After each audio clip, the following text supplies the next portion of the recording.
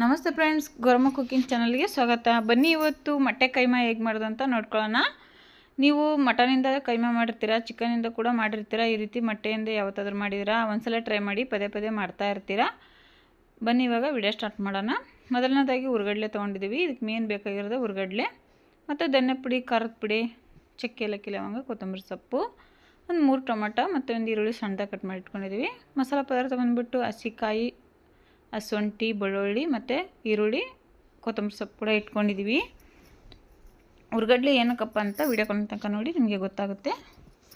ಇಲ್ಲಿ ನೋಡಿ, ನಾವು ತೊಗೊಂಡಿರೋಂಥ ಹುರ್ಗಡ್ಲೆನ ಸಪ್ರೇಟಾಗಿ ಗ್ರೈಂಡ್ ಮಾಡ್ಕೋಬೇಕು. ಈ ರೀತಿ ಪೌಡ್ರ್ ಮಾಡ್ಕೋಬೇಕು, ನೀರೇನು ಸೇರಿಸೋಂಗಿಲ್ಲ. ಮತ್ತೊಂದು ಮಿಕ್ಸಿ ಜಾರ್ ತೊಗೊಂಬಿಟ್ಟು ನಾವು ಈ ರೀತಿ ಮಸಾಲ ರೆಡಿ ಮಾಡ್ಕೋಬೇಕಾಗುತ್ತೆ.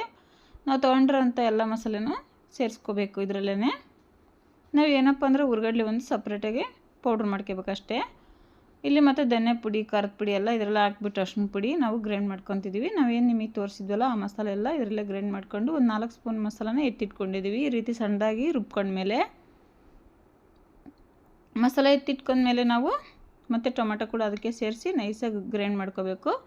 ನಾವಿಲ್ಲಿ 4 ಮೊಟ್ಟೆನ ಬೇಯಿಸಿಟ್ಕೊಂಡಿದ್ದೀವಿ. 1 ಮೊಟ್ಟೆನ ಹಂಗೆ ಹಸಿ ಮೊಟ್ಟೆ ಇಟ್ಕೊಂಡಿದ್ದೀವಿ. ಒಟ್ಟು 5 ಮೊಟ್ಟೆ ಆದರೆ ಸಾಕಾಗುತ್ತೆ ನೋಡಿ. ನೀವು 3 ಮಂದಿಗೆಲ್ಲ ಕೈಮಾ ಸಾರು ರೆಡಿಯಾಗುತ್ತೆ, ಮೊಟ್ಟೆ ಕೈಮಾ ಸಾರು. ಇಲ್ಲಿ ನಾವು ಮೊಟ್ಟೆನ ತುರ್ಕೊಂಡು ಒಂದು ಬೌಲಿಗೆ ಸೇರಿಸ್ಕೊಂಡಿದ್ದೀವಿ. ನೆಕ್ಸ್ಟ್ ಇಲ್ಲಿ ಸಾಂಬಾರಿಗೆ ಒಗ್ಗರಣೆ ಹಾಕೊಳ್ಳೋಣ. ಸಾಂಬಾರು ಕೂಡ ಕುದ್ದು ಬಿಡ್ತೈತೆ ಅಂತ ಹೇಳ್ಬಿಟ್ಟು ಮತ್ತು ಪಾತ್ರೆ ಕಾದ್ಮೇಲೆ ಎಣ್ಣೆ ಹಾಕ್ಕೊಂಡಿದ್ದೀವಿ. ಒಗ್ಗರಣೆ ಬೇಕಾದಷ್ಟು ಒಂದು ಈರುಳ್ಳಿನ ಈ ರೀತಿ ಸ್ಲೈಸಾಗಿ ಕಟ್ ಮಾಡಿ ಹಾಕ್ಕೊಂಡಿದ್ದೀವಿ. ನಾವಿಲ್ಲಿ ಸಾಂಬಾರು ಕುದಿಯೋಕೆ ಇಟ್ಕೊಂಡ್ಬಿಟ್ಟು ಕೈಮಾ ಉಂಡೆ ರೆಡಿ ಮಾಡ್ಕೊಳ್ಳೋಣ. ಈ ಕಡೆ ಸಾಂಬಾರು ರೆಡಿ ಆಗುತ್ತೆ, ಆ ಕಡೆ ಕೈಮಾ ಉಂಡೆ ಕೂಡ ರೆಡಿ ಆಗುತ್ತೆ. ಅದಕ್ಕೋಸ್ಕರ ಇಲ್ಲಿ ನೋಡಿ, ಈರುಳ್ಳಿ ಫ್ರೈ ಆದ ನಂತರ ನಾವಿಲ್ಲಿ ರುಬ್ಬಿಟ್ಕೊಂಡಿದ್ದೆಲ್ಲ ಮಸಾಲ ಅದು ಹಾಕ್ಕೊತಿದ್ದೀವಿ. ಈ ಮಸಾಲ ಹಾಕ್ಕೊಂಬಿಟ್ಟು ಮತ್ತು ಮಿಕ್ಸಿ ಜಾರಲ್ಲಿ ಮಸಾಲ ಮಿಕ್ಕಿತ್ತಲ್ಲ ಅದಕ್ಕೂ ಕೂಡ ನೀರು ಸೇರಿಸಿ ಹಾಕ್ಕೋಬೇಕು. ಹಾಕ್ಕೊಂಡ ನಂತರ ನೋಡಿ, ಸಾಂಬಾರು ನಮಗೆ ಎಷ್ಟು ಬೇಕು ಅಷ್ಟು ನೋಡ್ಕೊಂಬಿಟ್ಟು ನೀರು ಹಾಕ್ಕೊಬೇಕು. ಇವಾಗ ರುಚಿ ತಕ್ಕಷ್ಟು ಉಪ್ಪು ಹಾಕಿ ಚೆನ್ನಾಗಿ ಕುದಿಯೋದಕ್ಕೆ ಬಿಡೋಣ. ನೆಕ್ಸ್ಟ್ ಇಲ್ಲಿ ನೋಡ್ಬೋದು ನೀವು, ತುರಿದಿಟ್ಕೊಂಡಿರೋಂಥ ಮೊಟ್ಟೆಗೆ ನಾವು ಒಂದು 4ರಿಂದ 5 ಸ್ಪೂನು ಕಡಲೆ ಪೌಡ್ರ್ ಸೇರಿಸ್ಕೊತಿದ್ದೀವಿ. ಕಡಲೆ ಪೌಡ್ರ್ ಏನಕ್ಕೆ ಹಾಕ್ತೀವಿ ಅಂದರೆ ಉಂಡೆ ಕಟ್ಟಕ್ಕೆ ಬರುತ್ತೆ, ಅದಕ್ಕೋಸ್ಕರ. ಮತ್ತು ಖಾರದ ಪುಡಿ, ಇದಕ್ಕೂ ಚೂರ ಗರಂ ಮಸಾಲ ಹಾಕ್ಕೊತಿದ್ದೀವಿ. ಮತ್ತು ರುಚಿ ತಕ್ಕಷ್ಟು ಉಪ್ಪು, ಸಣ್ಣದಾಗಿ ಕಟ್ ಮಾಡಿರೋಂಥ ಕೊತ್ತಂಬರಿ ಸೊಪ್ಪು, ಸಣ್ಣದಾಗಿ ಕಟ್ ಮಾಡಿರೋಂಥ ಈರುಳ್ಳಿ ಹಾಕಿ ಈ ರೀತಿ ಡ್ರೈ ಆಗಿರುವಾಗನೇ ಮಿಕ್ಸ್ ಮಾಡ್ಕೋಬೇಕು. ಇದನ್ನು ಮಿಕ್ಸ್ ಮಾಡ್ಕೊಂಡ್ಮೇಲೆ ನಾವಿಲ್ಲಿ ರುಬ್ಬಿಟ್ಕೊಂಡಿದ್ದೀವಲ್ಲ ಹಸಿ ಮಸಾಲ, ಅದು ಕೂಡ ಹಾಕ್ಕೋಬೇಕು. ನಾವಿಲ್ಲಿ ನೀರೇನು ಸೇರಿಸೋಂಗಿಲ್ಲ.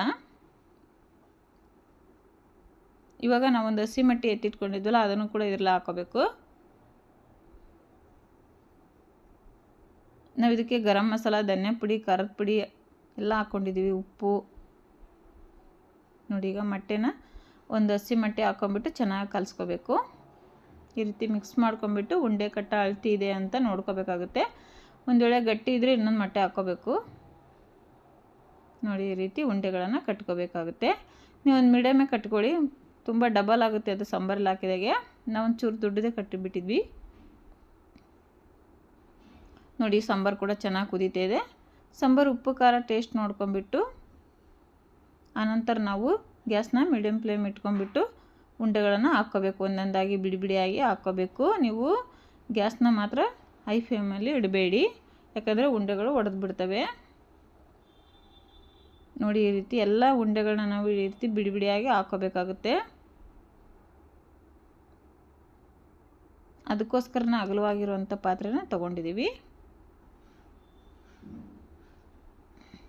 ನೋಡಿ. ಎಲ್ಲ ಇಲ್ಲಿ ಜಾಗ ಖಾಲಿ ಇರುತ್ತೆ ಅಲ್ಲೆಲ್ಲ ಹಾಕ್ಕೋಬೇಕು.